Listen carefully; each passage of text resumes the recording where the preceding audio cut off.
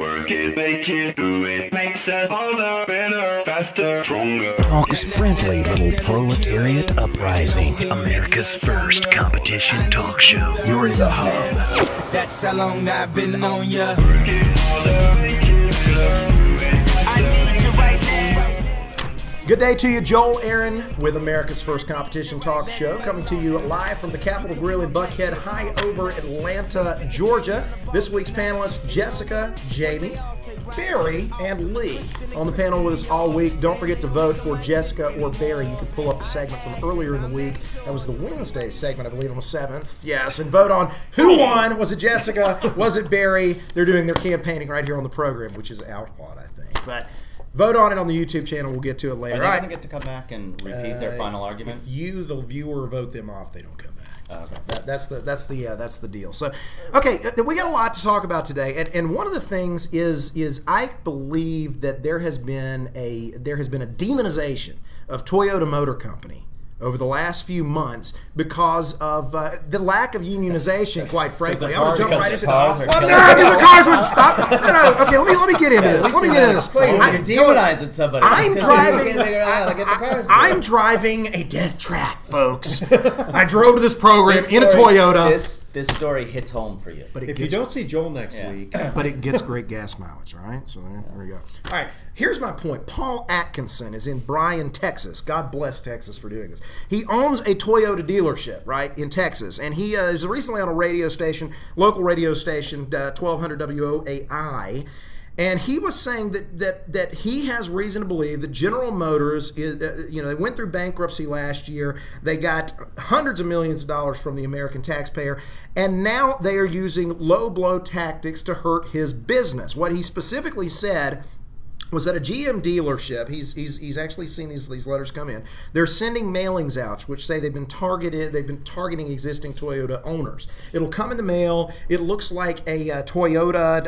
It looks like basically a Toyota mailer. Recall notice. And they'll open it up and say, you know how bad your car is? Your car's going to kill your car's going to kill your family. Could be driving a Chevy. Well, it's incentivizing people to turn in their Lexus, turn in their Toyota, and get a GM car. It is. I think it's scaremongering because of a lot of different reasons, but ultimately, they have less skin in the game than GM. The United States government now owns 60% of General Motors, and I don't know how you see this any other way. They really, really want to raise the bar on Toyota because they're looking to get them off the table as much as they possibly can. So, Jamie? I'm sorry. So if I understand correctly, would it be true that the U.S. government is in fact the largest shareholder, right? Yeah. Okay, so it would stand to reason then the largest shareholder wants what's best for its stock value, right? Mm-hmm. So if in the market they say we can generate profit and as a result make a return on our investment, then as a shareholder, because you are a shareholder of GM, aren't you happy to hear that the No, I'm a taxpayer. But you got skin in the game. That's not a shareholder. Joe, you got more. If I had a seat at the table, if I had a voting seat at the table, I'd be a shareholder. Do you own more shares? You own more shares in Toyota, or do you own more shares in General Motors? I don't own shares in either one. My guess is you own more shares in General Motors. Honestly, here's the thing: if I'm a shareholder, there are certain things that I have, like voting rights privileges over certain decisions that they make. That's not happening with the American people right now. now. In November, Barry, you get a chance to vote your shares. I would say a couple. First of all, in the car business, it's just like, all's fair in love and the FaceOff. It's like, these people can do what they want. But I got to give GM credit for doing this. And, GM went bankrupt because of the problems with paying their people too much. This is Toyota's problem because their cars don't work. There's a huge difference between your cars don't work and you're paying your people too much. Listen, is this a cabal, Jessica, or is this just that the Obama administration does not like Asian people? Michelle Malkin is Asian. Wait a minute. So there you go. Loaded question. So here's how so I think Toyota needs to just shut up because they're trying. Yeah, well, no, GM, this is all they have to go on because you see their stock price before Obama got there. I like my Prius in red. Thank you. No, I think that Toyota. We all know that Toyota is the better car. I mean, that's just proven. So. And the fact that these you're going to talk about this later, but the CEOs are making a shitload of money.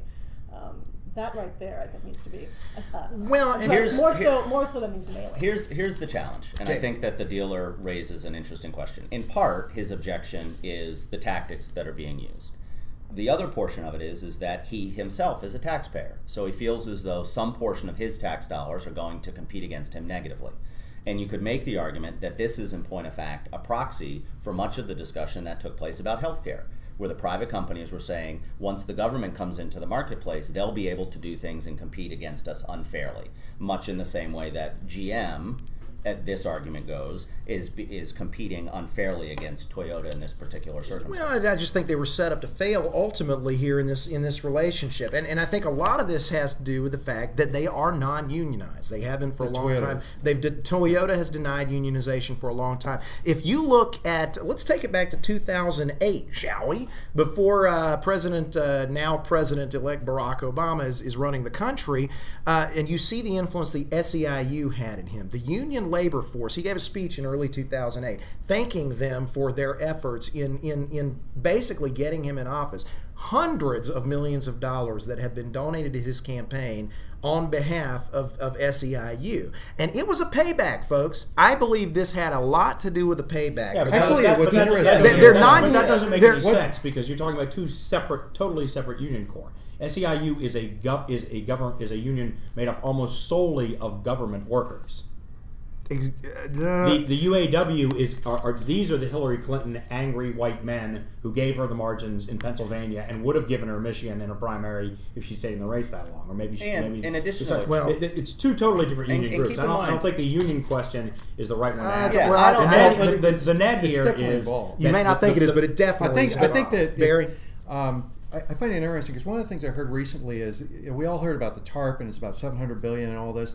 I heard that virtually all of that is going to come back to the American taxpayer, except the money that went to the car companies, because it essentially went to bail out the union healthcare and retiree benefits, and so it's gone.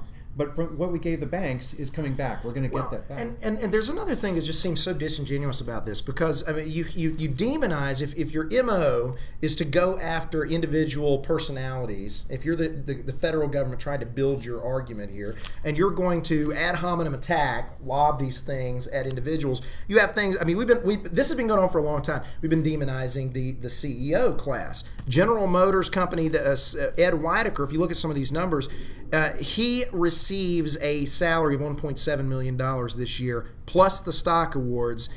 His total pay package is around $9 million. Right. He's making more now working for government motors than the former CEO made before the government got there. And yet they're saying they're too big. Well, the challenge with that argument is either the compensation is too large because the performance isn't consistent with the compensation, or we disagree with the source of the compensation, right? So if the idea is the company isn't doing what it's supposed to be doing, and now we're paying your salary with taxpayer dollars, then we have to correct that. Or that everyone Well, knows, Jamie, everyone knows compensation is incentive. Even the government knows that, and it's disingenuous for them to say otherwise.